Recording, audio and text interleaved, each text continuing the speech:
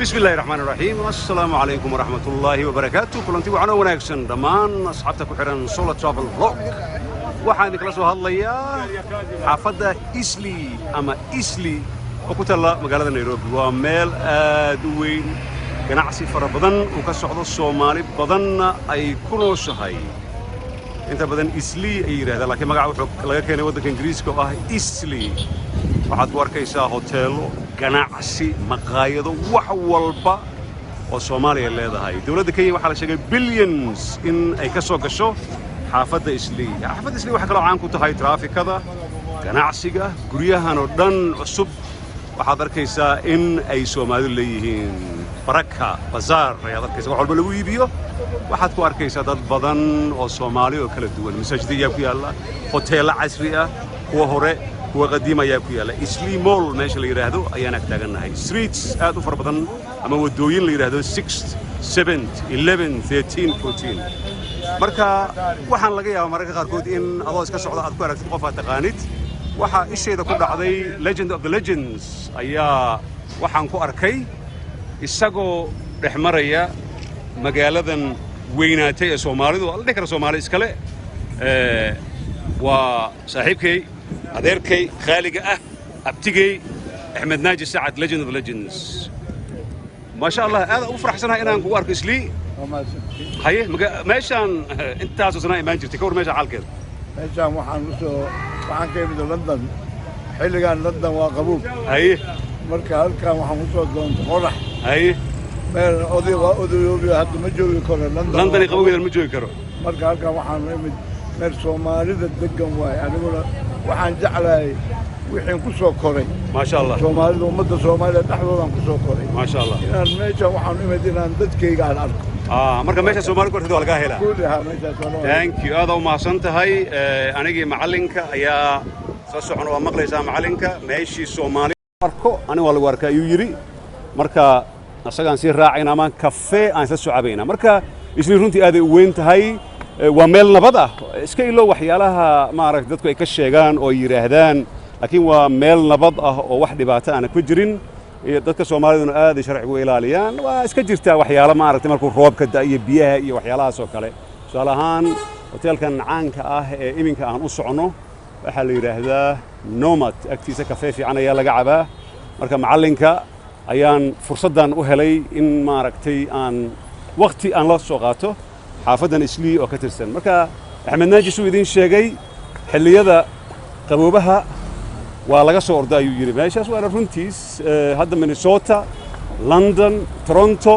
waa minus xaraaradda waxay maraysaa minus degree ay maraysaa saaweed meeshan ayaa la imaanayaa hoteelka kale ee caanka ah ee ka dhisan isla xaafadan waa hoteelkan Urban la yiraahdo laakiin reer Nairobi reer Eastleigh magac kale ayuu yiraan oo Urban ayaa la yiraahdaa laakiin waa Urban magaca waa hotel Soomaaliya leedahay aad u qurux badan oo afaafka hore ee laga soo galo dhanka iyo ku taala xaafadan caanka baxday ee Eastleigh marka macalinka ayaa i wado oo aan sii raacayaa meeshan Eastleigh aad aragtaan ee ganacsiga faraha badan oo ka socdo waxaan ku arkay gawaari xamuul ah oo ka yimaaday South Sudan ka yimaaday Zambia ka yimaaday Zimbabwe ka yimaaday Afrika oo dhan marka dad badan ayaa ka faa'iideysan marka Soomaalida income-ka ama lacagta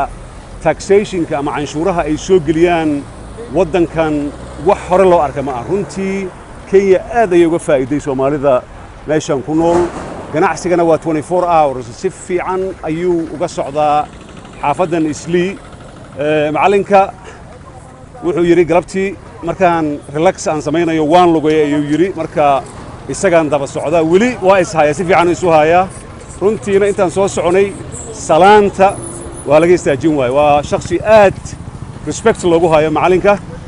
oo Soomaali meel ay joogtaba Axmed Naaji Saacad hadii ay maqlaan ma aragtay runtii qof walba uu istaaga oo ma aragtay yiraahda macalinka soo dhawo marka mar walba waa daba soconaa macalinka insha Allah macalimu hadaana wada marka macalinku ay ga dheereeyay waana daba socdaa u jeedaan Soomaalida ka soo koow waxa xaafadan caanka ah ka shaqeysa dad badan oo waddankan u dhashay oo Kenyaati ah marka haddii aad kala baratid marka ugu horreysa horta waxaa kugu dhacaya dadka qurbaha ka yimaaday waxaa ku dhacaya cultural shock wax la yidhahda ku dhacaya waayo waxay arkayaan zaxmaha sidaan u weyn iyo waxay arkayaan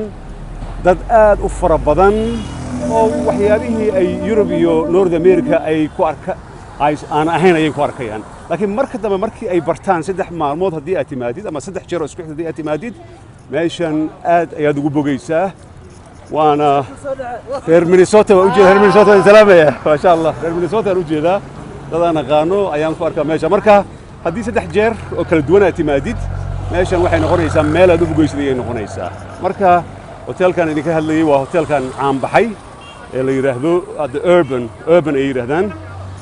reer Nairobi marka maanta saxmaha aad u yar yahay sababta garan maayo meeshan laguma yaqaano saxma yaraanteeda laguma yaqaano aad ay saxma badan tahay laakiin maanta saxmaha aad u yar yahay iskuul ayaa ku yaala waxa ku yaala jaamacadda ku taala leeyahay isli laftigeeda ku taala marka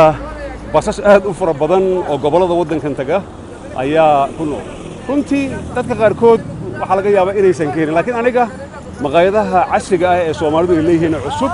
xaafadaha guryahan waxaad ku arkaysaa Seeb Soomaali baa wada leh ayaa la yiri Soomaali ayaa dhisatay ayaa la yiri intaan oo dhan marka intaas oo idil waa meel ma aragtay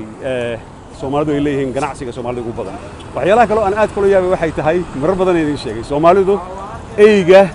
iyo kaamirada way ka baqaan eyga tabcan waa la garan karaa waa xaaraan ama inuu ku qarinaa laga baqayaa laakiin waxa cajiib loo aan ka sii waay kaamirada waxay ka baqaan waxaad arkaysaa markay ku arkaan inay ka ordayaan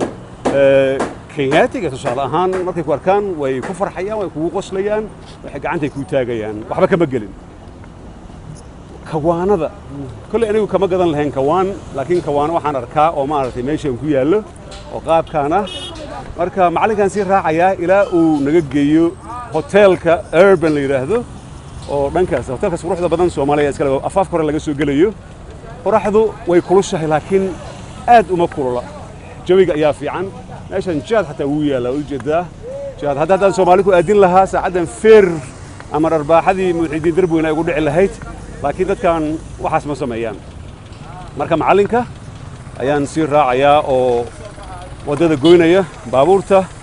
markay arkaan macalinka waa in ay ka istaagaan macalinka waa inay ka istaajisaan oo jeedaan macalinka waa loo istaagay ma sha Allah hadana dhankan kalena waa ka istaagana meeshan meel fudud ma ahan laakiin qof walba waxaan leenahay waa mahadsantihiin hotelka waa kan idin sheegay urban ka la yiraahdo cusub Soomaalidu ay leedahay aadka u quruxda badan oo meesha laga soo galo ku yaala isli marka haddii ay maatid laazim soo booqa meeshan waxaad dareemaysaa adoo jooga Soomaaliya kale ayaad dareemaysaa haddii aad tahay qof kale tourist ama dalxiis u yimaado oo aan ka helin qaabkana maqaayadaha Soomaalida ka soo wardan maqaayadaha ku yaala waa kuwa ugu cuntada macaan ee ku yaala magaalada Nairobi hotelka waa kan urban hotel waa kaas marka kaas ayaan filayaa inaan u socono marka waxaan isla noomad ayaad u socotaan laakiin